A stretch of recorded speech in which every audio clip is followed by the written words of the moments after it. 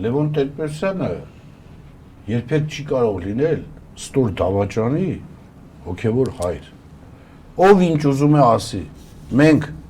ամենադժվարին պահերին Լևոն Տեր-Պետրոսյանի անմիջական ղեկավարությամբ ծանրագույն պայմաններում, սրտի ու մթի տարիների, շրջափակման մեջ, երկրաշարժի ավերակների վրա կարողացանք փայլուն հաղթանակ տանել։ Դրանում որպես առաջնորդ Լևոն Տեր-Պետրոսյանի ավանդը անգնահատելի է։ Հիմա մեկին, որ այդ ամեն ինչը վատնել է, ո՞նց կարա սա դրա հոգեզավակը լինի։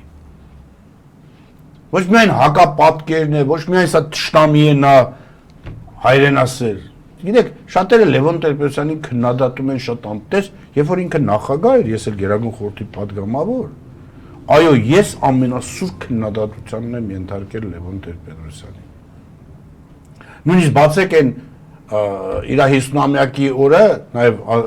Գերագույն խորհրդի նիստեր իմ ելույթը։ Շատ դաժան ելույթներ, բայց մենք ելույթ ունենում էինք, որ ինչու Նախճիվանն էլ է մեր հայրենիքը պետք է ազատագրվի։ Որ պետք չէր, որ 94 թվականին անսայինք Ալիևի խնդրանքին Հեյդարի եւ կանգնեցնեինք պատերազմը։ Այո, այդ առումով ես քննադատել եմ, բայց ես հո գիտեմ, որ իր ավանդը այն հաղթանակի մեջ, որ մենք ունեցել ենք, որը մեծագույն հաղթանակ էր, անգնահատելի է։